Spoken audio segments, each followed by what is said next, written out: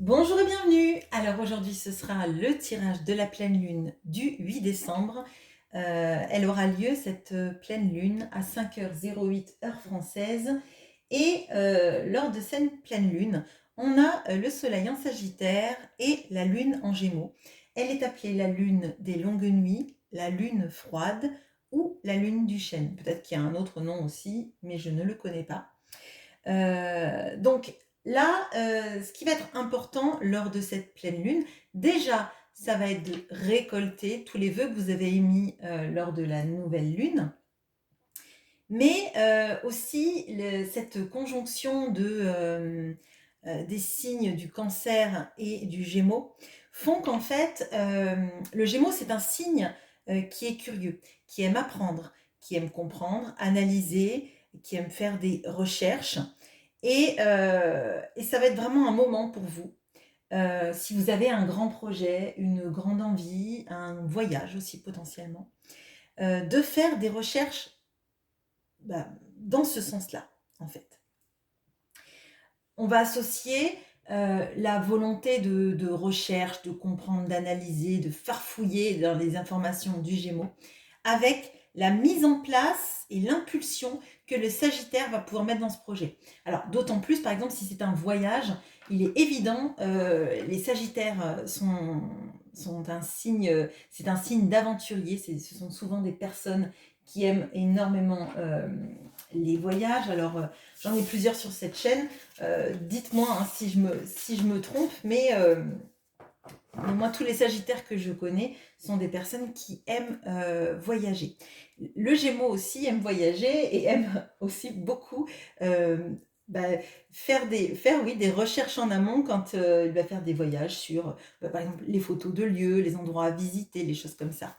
Donc, c'est vraiment, si effectivement vous planifiez un voyage, c'est vraiment la journée, je dirais, avec 2-3 jours avant, 2-3 jours après, mais c'est le moment propice pour ça. Il va falloir faire par contre, alors pas attention, mais c'est un tout petit point d'alerte. Il y a Mars qui est rétrograde, donc ça vous demande en fait de ne pas vous éparpiller. Si vous cherchez des choses, ça va être par exemple sur une destination, un projet, si vous en avez plusieurs, il va falloir peut-être focus vos recherches sur un projet en particulier ou un voyage en particulier. Centrer en fait votre point focal sur une seule chose pour pas vous éparpiller. Voilà, on va passer donc tout de suite au tirage. Les personnes qui ne regardent pas, sont nouveaux sur la chaîne ou commencent juste maintenant, c'est un tirage de développement personnel, mais on a beaucoup d'informations sur là où vous en êtes. C'est un tirage centré sur vous, sur les énergies qui vous accompagnent, sur vos points clés et sur des petites limitations aussi. Donc on tire une carte du Queen of the Moon pour avoir l'énergie que nous apporte cette pleine lune. Et après, j'utilise The Guardian of the Night Tarot. Alors, j'ai eu envie d'utiliser celui-ci. Comme c'est la lune des longues nuits, on a quelque chose d'un peu sombre, donc je vais l'utiliser. Donc, ce que vous êtes, ce qui vous embête, ce que vous aimez chez vous, ce que... Ah, elle était cachée celle-là. Bon. Ce que vous n'aimez pas chez vous, je la dévoilerai, je vais la dévoiler avec vous. Ok, ce que vous n'aimez pas chez vous, votre talent,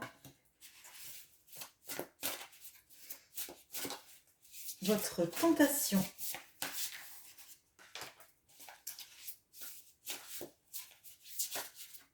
votre quête. Et alors là, c'est l'ange gardien qui vous accompagne. Alors, ça peut être un ange gardien, ça peut être principalement et surtout une énergie, ça peut être la vôtre, hein, tout simplement, l'énergie que vous mettez dans vos propres aspirations, dans vos propres projets, dans vos schémas de vie. Ça peut être aussi une personne qui n'est plus une personne défunte, qui veille sur vous. Ça peut être une énergie que vous ne nommez pas ou qui est autre de celle dont je viens de parler. C'est vous qui mettez le qualificatif, mais c'est une énergie toujours positive qui vous soutient, que ce soit la vôtre ou que ce soit quelque chose d'extérieur. Alors, regardons tout ça, cette énergie-là de cette pleine lune des longues nuits. On a, ok, on a la patience avec le chiffre 36. Donc, ça nous dit que c'est la lune du maïs vert. Et on a le diable. Ok. Alors, là, potentiellement, il peut y avoir une situation actuelle, en tout cas, aux alentours de cette lune, où vous avez l'impression de ne pas voir clair comme si quelque chose vous aspirait. Alors là, j'ai l'image avec le diable et la jeune femme avec le ballon là du, du livre Ça, ou du film Il est revenu, ou je sais pas si, il me semble qu'il y a eu, ça s'appelle aussi Ça maintenant en film, mais vous savez le clown araignée là, enfin, bon. J'aime autant les araignées que les clowns, je crois. Donc, bon. Donc, il y a une histoire là, j'ai l'impression de. Comme une sorte de vortex dans lequel vous seriez sans arriver à vous extirper. Donc, il peut y avoir des résurgences de peur et de peur en fait d'être lié à une situation sans en voir le bout, ou d'aller inexorablement vers quelque chose dont on n'est pas certaine que ce soit bon pour nous. Il y a la carte quand même de la patience. À mon sens, peut-être qu'il y a l'attirance pour une situation dans laquelle on aimerait se jeter sans voir le bout des choses. Et on vous dit que peut-être il faut prendre votre temps de voir où vous posez vos pas. Ce qui nous amènerait aussi à ce qu'on a dit, quand on a envie de faire quelque chose, de mettre en place un projet ou un voyage, l'énergie du Gémeaux doit vous donner l'impulsion de faire des recherches avant que le Sagittaire ne transforme ça en action. D'accord? Donc là, peut-être qu'il y a des petites résurgences de peur, d'avoir une envie d'avancer vite, mais de ne pas savoir où ça va. Donc on a la crainte en même temps d'avancer, en même temps on ne sait pas où est l'issue de ces choses-là, en même temps on se sent attiré malgré soi à faire ça. Il peut y avoir un petit moment un peu instable. Bon, ce ne sont que des énergies de lune. On va regarder vraiment votre tirage qui est centré sur vous. Alors, ce que vous êtes. On a la tempérance. Bon, on a là des notions de guérison, d'avoir, en plus avec une lune toute pleine là, on a ces notions d'essayer de guérir la manière dont on s'exprime, la manière dont on communique avec les autres, la manière dont on reçoit aussi la communication des autres. Alors là, moi je crois qu'il y a du travail qui est fait de votre côté actuellement pour essayer que les situations ne vous heurtent pas autant, que les communications qui existent vis-à-vis de vous ne vous heurtent pas, ou que l'absence de communication que vous ne recevez pas, du coup, ne vous heurte pas. Vous voyez ce que je veux dire? On prend les choses, on essaye de les adoucir, de les enrober, de rendre l'émotion comme quelque chose de fluide et pas quelque chose qui bouillonnerait jusqu'à vous faire exploser. À mon sens, là, il y a beaucoup de travail de guérison que vous êtes en train de faire sur votre manière d'appréhender la communication, celle qui vient et qui est heurtante, celle qui ne vient pas et qui est heurtante aussi, celle que vous émettez, etc. Il y a un gros travail qui est en train d'être fait là. Ce qui vous embête. Alors, on a le 10 de coupe. Alors, je crois que là, il y a une vraie problématique autour de la vie de famille, de couple, celle qu'on aimerait potentiellement mener.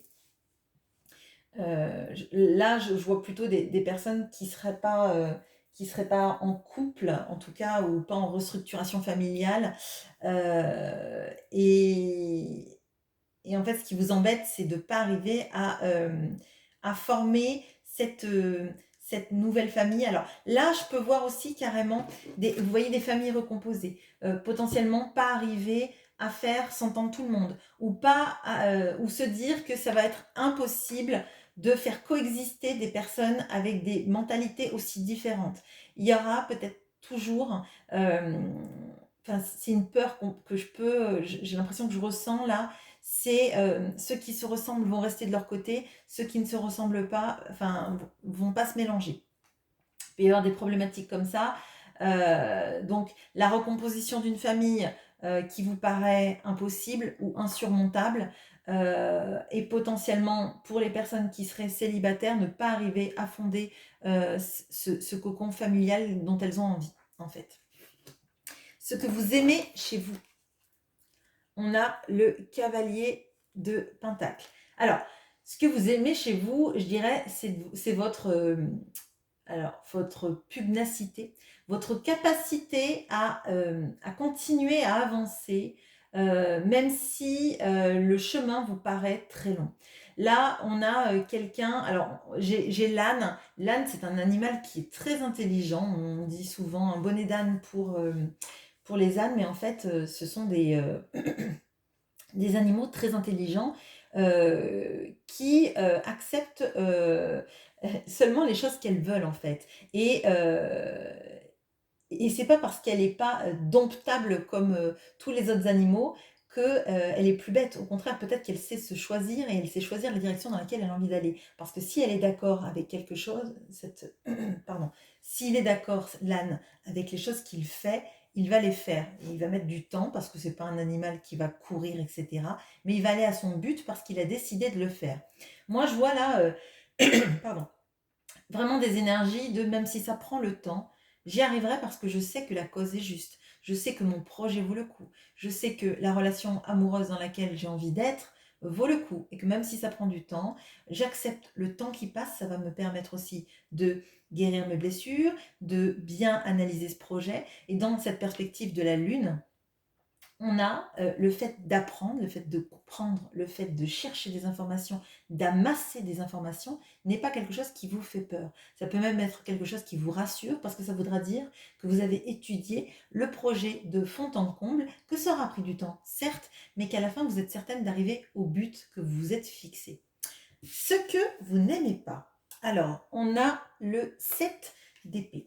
Alors, ce que vous n'aimez pas, c'est la tendance que vous pouvez avoir ou que vous avez pu avoir à parfois fuir les conflits.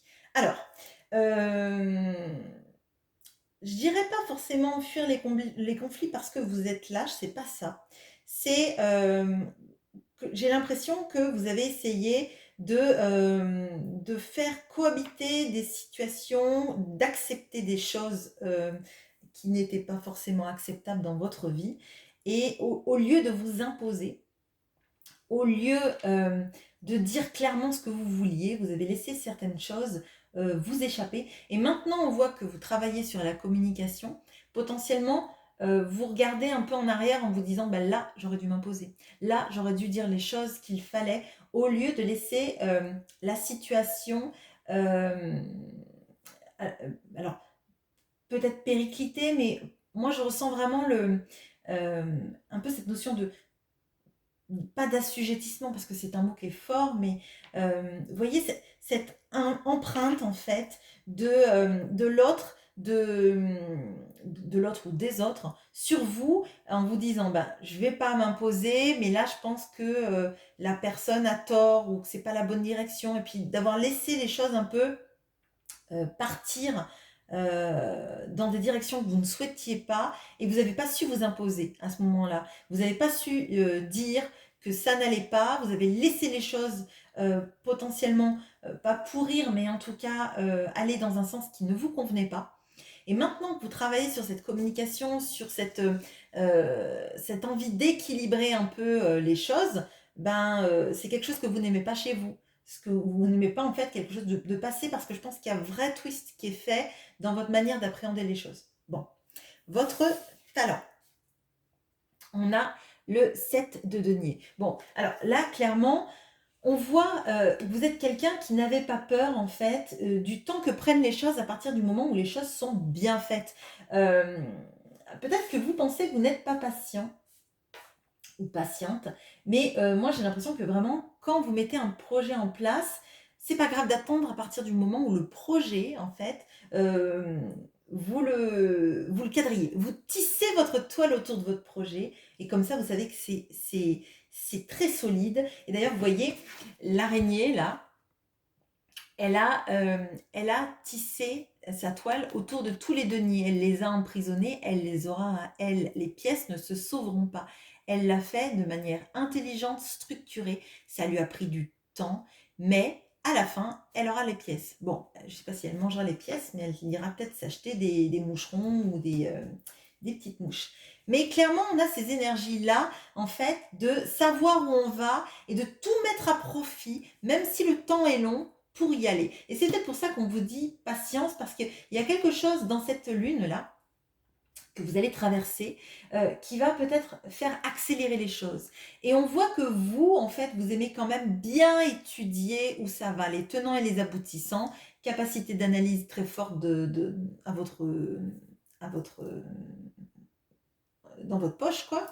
Et, pardon, excusez-moi, c'était bizarre ce que j'ai dit, mais je pense que vous avez compris.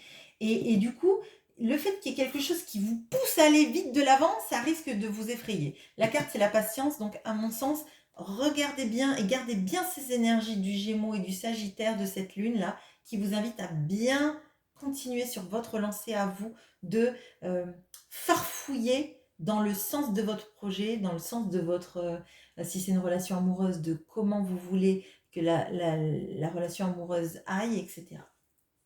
Votre tentation. On a le roi de bâton. Alors, bah, votre tentation, c'est être un peu le roi, la reine du royaume, d'être...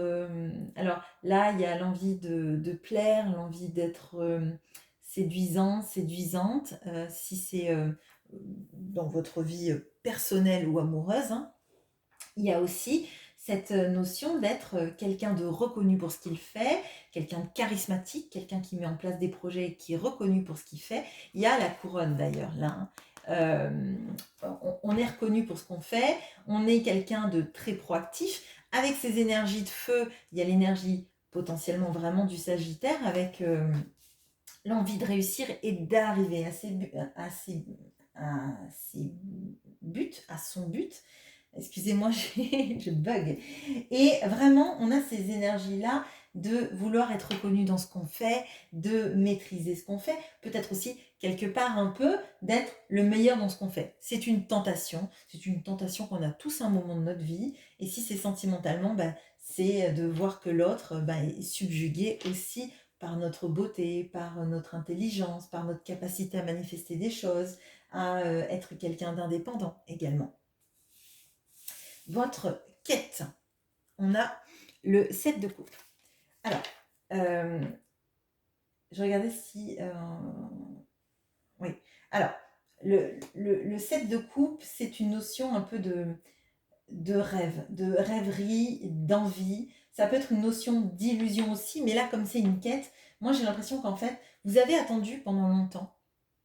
Et là, vous avez envie de récolter sur plusieurs pans de votre vie à la fois.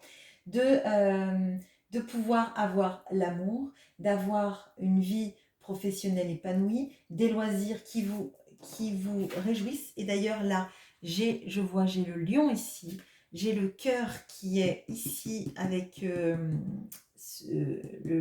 diable là. À mon sens, il y a de prendre un peu toutes ces énergies. C'est le lièvre qui, en fait, rêve qu'il pourrait être un lion, donc qui pourrait être un roi de bâton. Donc ça rejoint votre tentation, qui pourrait avoir l'amour, le courage aussi d'être qui il est en ayant l'apparence qu'il a. C'est-à-dire être un lion avec une apparence de lièvre. En imposer, mais ne pas avoir à se transformer. Moi, c'est vraiment comme ça que je le ressens. C'est je garde mon authenticité, je garde qui je suis. Et d'ailleurs, là, je viens de voir que le lièvre, c'est le lièvre du diable. Donc, pour moi, en fait, C'est une vraie lune de tentation. Peut-être d'accélérer les choses, alors qu'en fait, vous êtes quelqu'un qui posait les actions. Donc, à mon sens, là, il faut essayer de rationaliser la tentation de se dire, je vais saisir des opportunités. Potentiellement, vous pouvez avoir des opportunités qui vont se présenter, qui vont être un peu trop belles, trop tout de suite, trop... et là, on vous invite à recentrer vos recherches sur, par exemple, cette proposition qu'on va vous faire et vous dire, est-ce que vous êtes vraiment sûr, est-ce que tu es vraiment sûr que c'est quelque chose qui est fait pour toi, toi qui as l'habitude de tout bien calculer, tout bien réfléchir, analyser et comprendre, est-ce que ceci qui sort un peu comme de la magie, est-ce que c'est vraiment ça? Est-ce que ça va pas te demander de te transformer, de ne pas être la personne que tu es? Parce que ce que tu es, c'est ce lièvre qui a envie d'avoir la force du lion, le charisme du lion, mais sans changer qui il est, sans changer pardon, sa nature, vraiment. Je pense que c'est important là. Et c'est important de voir que le temps, les recherches, l'analyse va être à ce moment-là plus fort que les sortes d'opportunités un peu magiques qui risquent d'arriver. On vous demande de bien y réfléchir, de bien cadenasser ça. Alors, votre ange gardien, l'énergie qui vous accompagne et qui est bénéfique autour de vous, on a l'as de bâton. Encore des araignées, je suis gâtée. Alors, on a cette araignée avec des lys. Et donc, l'as de bâton, c'est la force de mettre en place les projets. C'est vraiment ce que je vous dis, l'énergie du Sagittaire, l'énergie du roi de bâton. D'ailleurs, le roi de bâton, il a l'as de bâton dans la main, là.